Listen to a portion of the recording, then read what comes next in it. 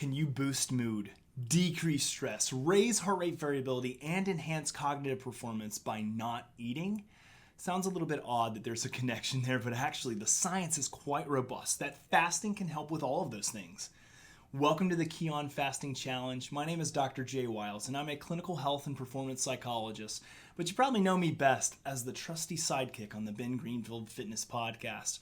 I've spent a lot of my time trying to help others optimize their mental and cognitive health through what some might consider unconventional means. If you know anything about me, you might know that I'm extremely interested and passionate about the field of psychophysiology. This is a field that studies the interconnection between the mind and physical health. In other words, what happens in the body affects the mind and vice versa. I work with professional athletes, weekend warriors, executives, those with and without mental health related difficulties, and in general, those who are looking to make the most out of life. But one thing that is always of concern, something that each individual shares in common, is that they are looking for ways to mitigate stress. Oh yes, the pesky 5-letter word that is uttered by many but managed by none. Well, not none. There are a lot of individuals that are managing it quite well, but they are certainly in the minority. One of the major problems with today's society is that many of us are looking for quick fixes. I cannot tell you how many individuals see me for HRV training and ask about biohacks. They ask, do I need red light therapy? Do I need to shove lasers up my nose? What supplements do I need? What about hyperbaric oxygen therapy? What equipment should I purchase? And I'm not downing those things. I use them all and have found them to be hacks that can be amazing augments.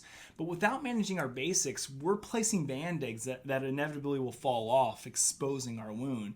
So what am I getting at with this? I'm trying to say that first and foremost, let's address the core foundational skills. My wife and I joke with each other almost every day about basics before biohacks, which leads me back to not eating. Yeah, I know it sounds odd, don't eat and boost your mood, but there is actually robust science behind this, especially from a psychophysiological perspective. Remember how I said that I love research and working with others on enhancing their modulation of heart rate variability? If you're not familiar with the term heart rate variability, I will give you a really quick primer, but please know that this does not do it any justice or even provide near justice. If you want to go more in depth on the subject, go listen to the podcast that I did with Ben Greenfield on all things HRV. But really quickly, heart rate variability is the single greatest non-invasive way of measuring both resiliency and control of the autonomic nervous system. Now, the autonomic nervous system, put simply, is split into two different branches, the first being the sympathetic and then the parasympathetic nervous system. The sympathetic nervous system is our fight and flight response, and the parasympathetic nervous system is the rest and digest or the relaxation response.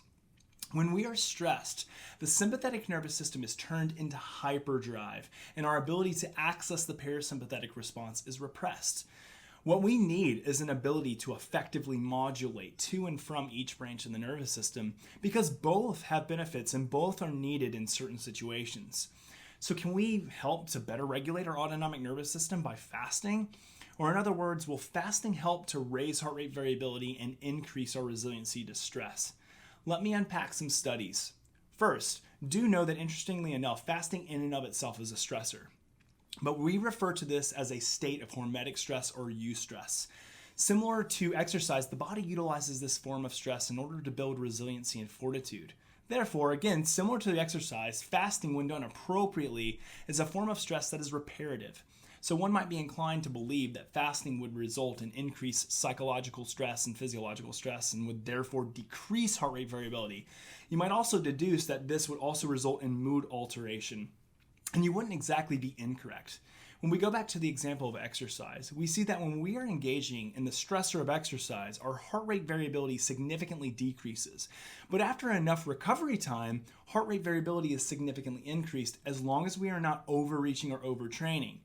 But do we see the same thing with fasting? It is pretty clear in the research that when one engages in a longer fast, and I'm talking about greater than 48 hours, there can be a significant reduction in heart rate variability.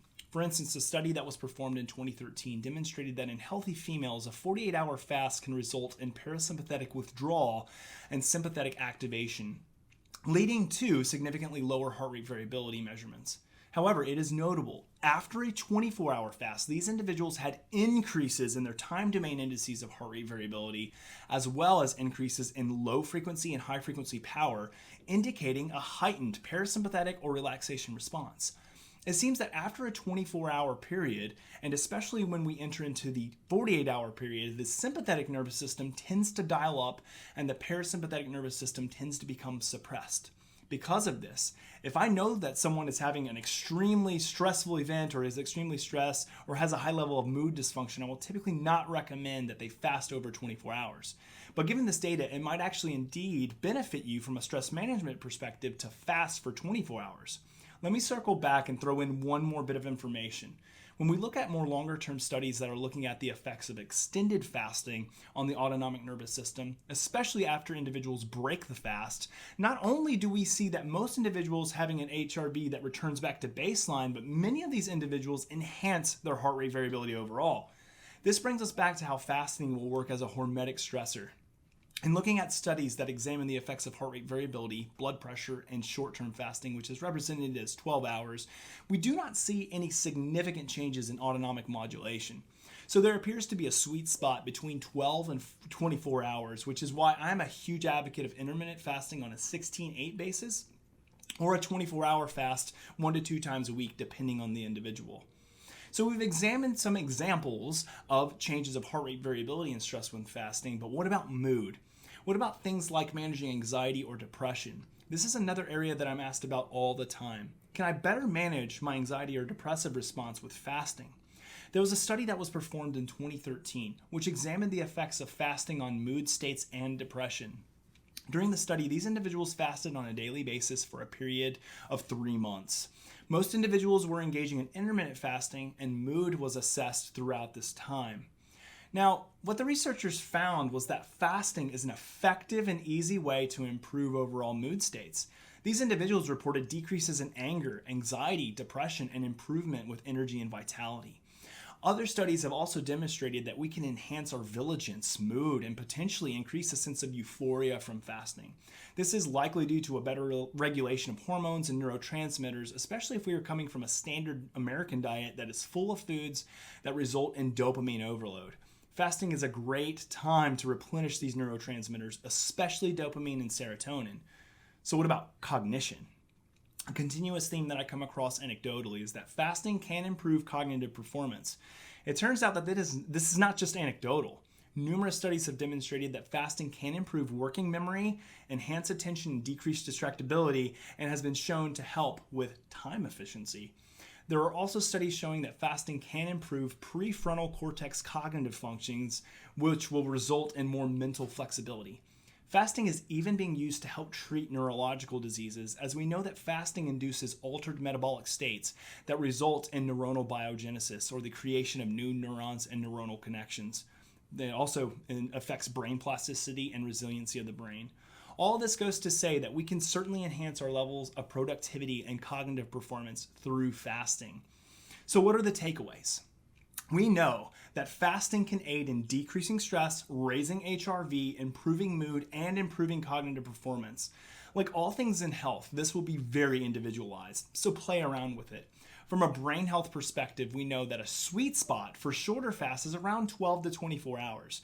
This does not mean that we cannot benefit from longer fasts, but do know that it is expected to see a raise in cortisol and decreased HRV. But for many, this will return to baseline and potentially higher after the long-term fast.